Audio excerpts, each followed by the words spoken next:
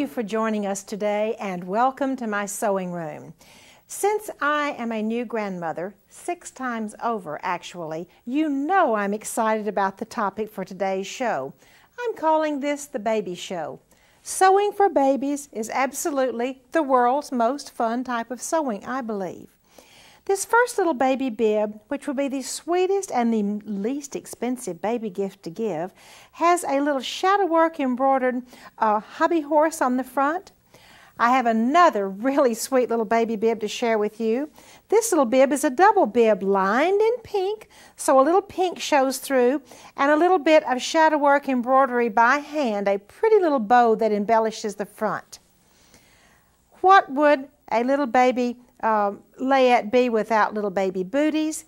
These are absolutely precious, easy to make, and actually would cost less than $1, maybe $1.50 to purchase all the goods to make this sweet little baby gift. The first garment I'm going to show you today is a christening dress, baptismal gown, blessing dress, or baby dedication dress. Beautiful, just zigzagging across the front, and then coming down the front, I think you will enjoy seeing the use of motifs. In other words, the laces were zigzagged together all the way across, and then the motifs were zigzagged on top of the laces, and then here are some more Swiss motifs which have simply been zigzagged down to embellish this pretty dress. Here is another more tailored baby dress. Some people say, well, you know, Martha, that looks like a boy dress. Well, actually, for christenings and baptisms, boys and girls wear the same dresses. Here is another pretty christening dress, baptismal gown, blessing dress, or baby dedication dress. This one has ruffles down the front, and at the top of each one of these ruffles is a little bit of hand smocking. Right there and right there. And right there at the top of each one of these ruffles is just a little touch of smocking. This is a baby christening coat. Would be very nice for a winter christening or baptism. It has the wonderful tucks, the little ruffle that goes down the front, and just a really sweet idea for a baby coat. Day gowns, actually we keep our babies in day gowns for about the first 6 weeks. This is a very sweet and tailored day gown with a little Chinese handkerchief chopped off and a little bit of beading for the trim. There's no hand embroidery on this at all. I did that the cheating way. This is a little boy day gown. As you can see, it buttons down the front. I want to show you it's open, buttoned down the front with a little bit of blue trim. You know what this trim is?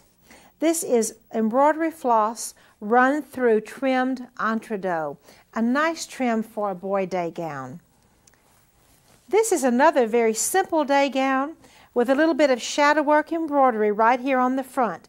This little day gown probably takes less than an hour to make and maybe about an hour to embroider. This little day gown is another simple little day gown which can be done in about an hour of sewing time. It is really very, very easy. Now, I have some techniques for making some really sweet baby items. If you'll come over to the boards with me, I will share one of these with you.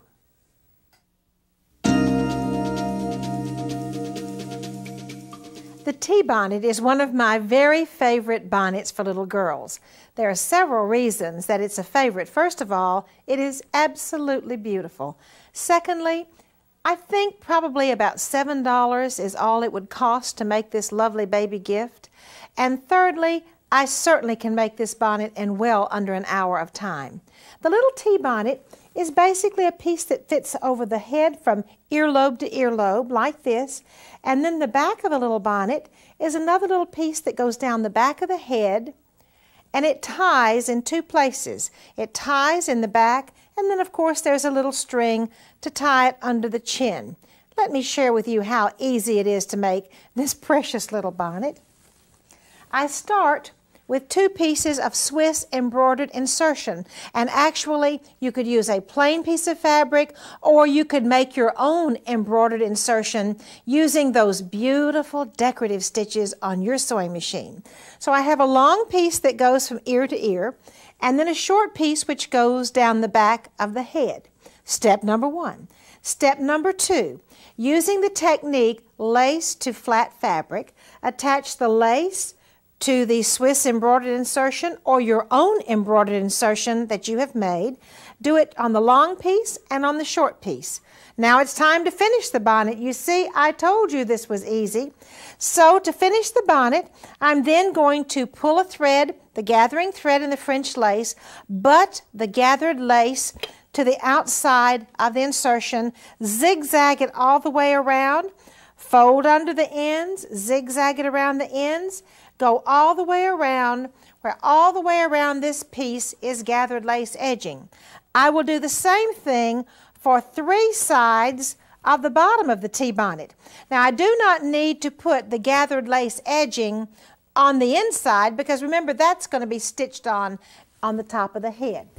Let's finish this bonnet. After I put the lace all the way around on both pieces, then I simply lift up, this is the T-bonnet part now that attaches in the middle. I lift up the gathered lace, place it underneath there, lay it down, and zigzag to attach it. After finishing the total bonnet, I will sew little ribbons on, let me go ahead and untie this so you can see it. I will sew a little ribbon on either side of the T part of the bonnet, 1 ribbon on the inside, and 1 ribbon that will be used to tie under the chin. And I have used some little silk ribbon rosettes here to finish it. I have another little baby project for you, a sweet little pillow where I have lace shaped the word baby on the pillow. It's really very easy to do if you learn a little basic lace shaping techniques and you talk about something that is sweet. Look at this little pillow with me, please. Can you see that I have lace shaped, it's a little blue pillow, and I have lace shaped tiny little lace all the way around this pillow, and I've shaped it into the word baby, B-A-B-Y. Look at how the sweet little lace edging and a little bit of beading trims this pillow also. A couple of techniques on this pillow let me share with you. And you know we've had lots of lace shaping on earlier shows. In order to shape, I'm going to shape the Y for you right now. In order to shape the Y, I put pins in the big side of the baby. Well, not the big side of the baby, actually it's the big side of the letter Y. And I stick pins all around. Now I have a little floppy lace sticking up here that I have to do something with. So I'm going to go up here and I'm going to pull the pull thread in the lace, and as I pull the pull thread in the lace, you will see it makes the lace lay down nice and flat, and that is how you shape lace when you want to shape lace, maybe to form words, this tiny little baby. Now, I don't have time to pin that flat, and I do want to show you about stitching down the baby. I have already pinned and pressed and stitched down the B part of this. So let me come over to the sewing machine. Now, sometimes I use an entre-deux stitch when I'm stitching letters like this, but actually when the letters are really tiny, I think it's better just to go ahead and do a plain zigzag. Now, I have shaped the baby. Well, that didn't sound exactly right, did it? But anyway, I have shaped the B out of lace. And now then, I'm ready to zigzag. I have this zigzag set, length 0.5, width 1.5, because this is very, very tiny lace. And I'm going to put my needle in needle down position because when I want to stop and veer around a corner, it's easier. All right, here we go. Now I'm ready to zigzag. That is a tiny zigzag. I keep my eye on the outside of the lace. I guide the, now here I have to get a pin out, wait just 1 minute. I guide the center of the foot along the heading of the lace. And I'll pull another pin out. Now you see it would be a little complicated to do a wing needle entre-deux stitch around curves that were this acute. All right, I stitch down, zigzag, zigzag, zigzag. And now then I'm going to lift it up. You know, I need my little wooden stick, my wooden shish kebab stick here, you know, like the ladies in Australia use, and I got it out. And I'm going to press it down, lower the presser foot again, and I will hold my lace as I come into these curves, with my wooden shish kebab stick. Do you see how valuable this wooden shish kebab stick is? And you know what? If I accidentally sew over it, I will probably not even break the needle on the sewing machine, and I most likely certainly will not damage the sewing machine. That's the reason I use these wooden shish kebab sticks rather than a screwdriver or a seam ripper or one of those little metal things which truly could damage my wonderful sewing machine if I were to stitch over it. So I'm holding it here and hold the lace so I can stitch around, hold the little lace in there, okay, and then I stop and pull out another pin. Just go really easily around there, and I think you'll find it isn't so hard to do. We now have a really sweet quilt square to show you that is certainly related to our baby show.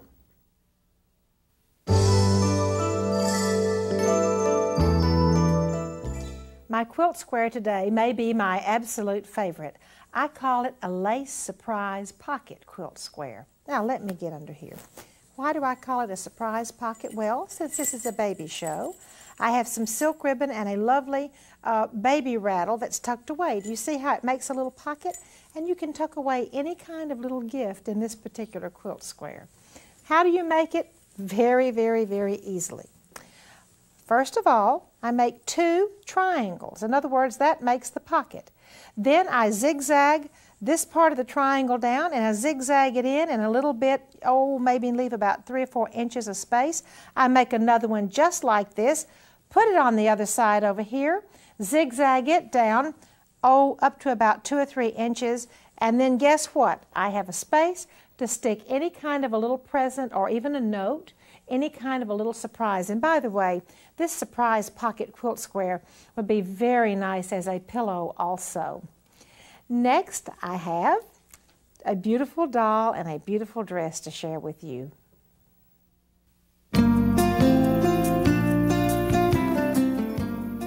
Yellow dotted Swiss, tatting and hand embroidery, and a little smocking too, are what make this little doll dress so sweet. The little collar has shadow work embroidery and a little bit of other type of hand embroidery. The little tatting edge goes around the collar. The little sleeve has just a few rows of smocking, actually 3 rows of smocking, and the little drop-waisted dress has 3 or 4 rows of smocking and a pretty yellow floss all the way around the skirt. I just have a couple of tricks to show you about this doll dress. If you have tatting, let me hold this here where you can see. If you have tatting and you have a tatted insertion as I have here in my hand, it's really very easy just to pull a thread and make tatted edging out of it. In other words, I'm pulling away. Let me show you that again in case you didn't see that. Or do you see it's now insertion? That means 2 straight sides. And now I'm going to pull the thread on this, and all of a sudden I have made tatted edging. For those of you that have not seen how threads run from a smocking machine looks, I thought I would like to show you. On this little sleeve that has smocking, I have 1, 2, 3, 4 rows of threads that have been run from a smocking machine or a pleating machine. Now, how do you gather it up? This is the easy way. A long time ago, when you wanted to smock, you had to run all of those dots in there by hand. Let me try to pull this up a little bit where you can see. And this way, you simply pull the dots up, and that's what I call making it really easy. And then I'm ready to smock. Here it shows you, I will show you the little skirt with the pleating that has been run in on a smocking pleater or a pleating machine. And then I'm now ready to smock. That makes it the easy way for those of you that learned to smock a long time ago and drew up your dots by hand. I now have a really nice silk ribbon embroidery stitch for you.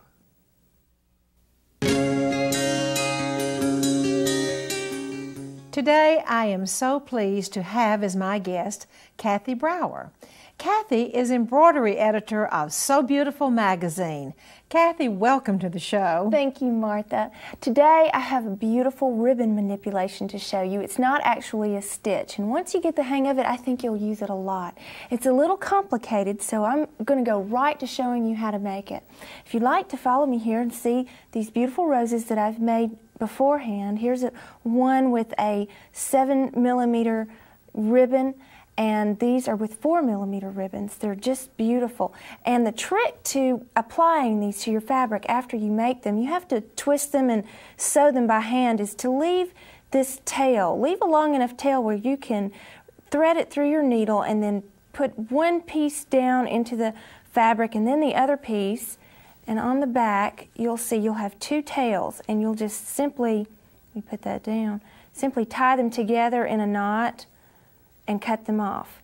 All right, what I'm going to show you today, and this will be fun because we're going to use the 32mm ribbon today. It's really wide and it makes a very large flower. This is really a great flower if you want to decorate a beautiful package or a wedding gift or a baby gift, or you can simply apply it to a Victorian hat or a purse or anything. Right now, you take your ribbon, and I don't really cut mine off until I'm through because you never know how much you're going to use. So you start with folding the fabric over, and you use the end of a pencil, and don't worry about the pencil making a mark. It won't show when you're through. I've folded my fabric over like this in an L, and I'm going to start with my pencil right in the middle, and I'm going to begin to wrap and leave a tail at the beginning. All right, I'm going to begin wrapping this, and it takes all your fingers. I hope I can keep mine out of the way so you can see what I'm doing. As you see, this will be the center of my rose. I'm going to begin twisting that as soon as I see that I've got a nice center started. And as you can see, my rose is beginning. You just keep wrapping and twisting, and you're going to hold it down with your thumb at the end. And we'll wrap and twist. Let me see if I can get a big rose going for you here. And in the middle, when you're first beginning this rose, you want to kind of keep it a little bit taut. And then, as you get towards the outside of the rose, you want to loosen that twist up a little bit. And just let it fall. As you can see, my rose is beginning to look more like a full cabbage rose or a full flower. Now, if you want just a rosebud or just a small rose, don't put as many twists in it. If you want a really full, fat, fluffy rose, put more twists in it. Just however you would like, however big you'd want your rose to be. All right, for time's sake, I'm going to finish this. And what you need to do is hold on to it and slip it off your pencil. And you can kind of squish this. Your ribbon is very resilient, and you can squish that with your fingers if you need to. I'm going to turn it over, and I'm going to place a pin right through the middle of it. Now that pin is going to hold it. It's going to hold my rose there. While it's pinned, I'm going to see if I can move this out of the way. You want to take your other tail. What you'll need to do is take some thread and simply thread that through back and forth and wind it around. And you'll twist it and wind it, and you'll sew it, tie a knot, and you cut it off here, and you have your tails, and there's your rose. Kathy, that is fascinating. Thank you so much. You're welcome. And next we have a really exciting baby show home decorating idea for you.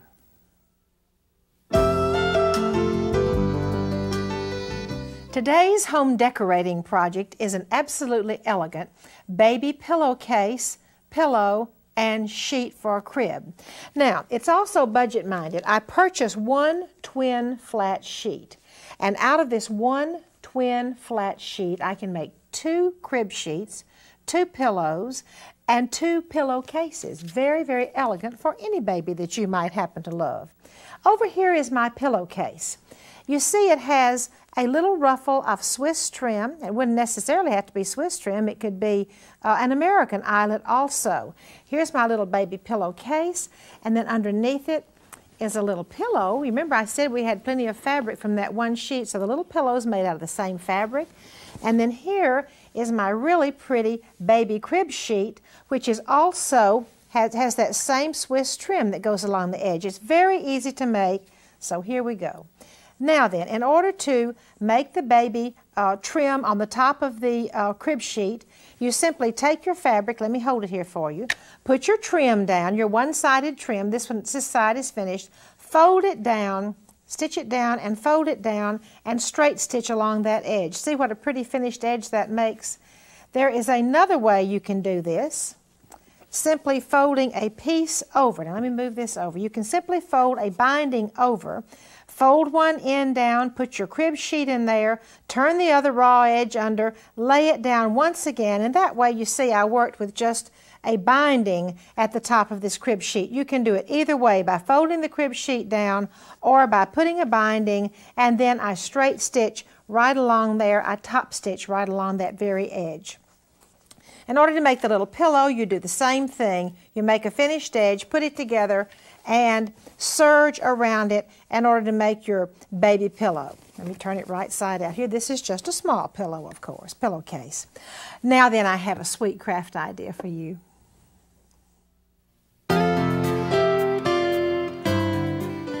I cannot think of a nicer gift for a baby than this memorabilia hoop that I'm going to show you in just a minute. Let me show you how it starts out first, though. I used 2 large embroidery hoops. One of them has organdy put in it, so that will form the base. The reason I used 2 is to make the memorabilia hoop taller. Now look what I have for you. This memorabilia hoop has some little baby booties. Let me show you how you make those. They're filled with potpourri.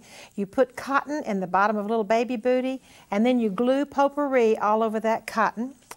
Next, there is a little baby bonnet. It has little silk rosebuds on it, and a little lock of baby hair is on the bonnet.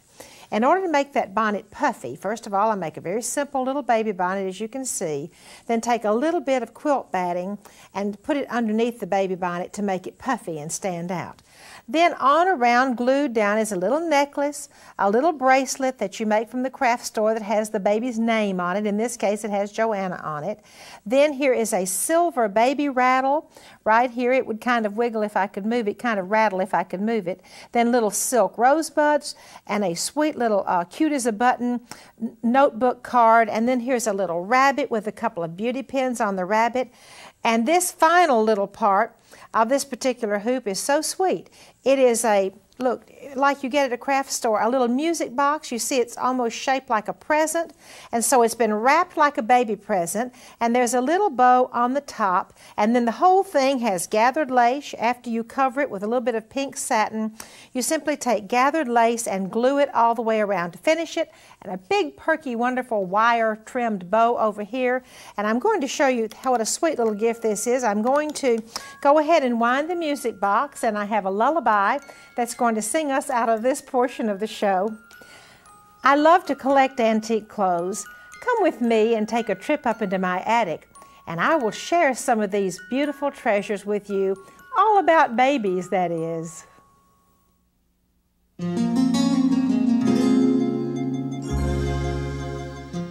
I have 2 of my favorite pieces in my whole collection to share with you today.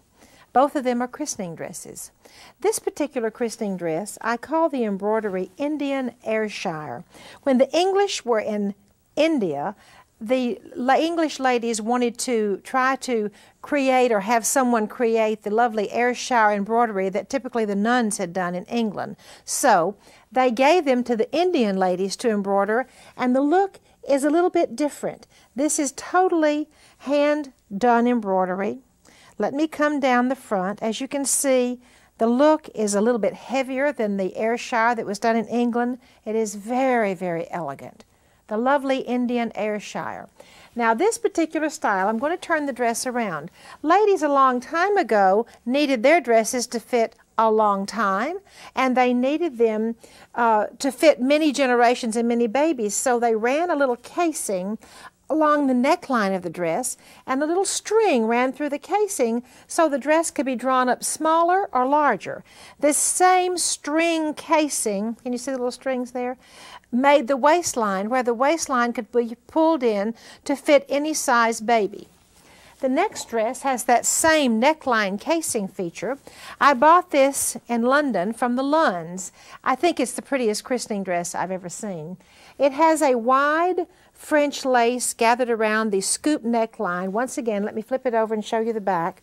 Do you see the casing that is tied close right here where my thumb is? And there's another casing with the strings in it around the waistline also. Now let me go back to the front. This lovely dress has a little ruching and then the tucks and the lace down the front. Thank you for joining me today, and I hope you can come back next time.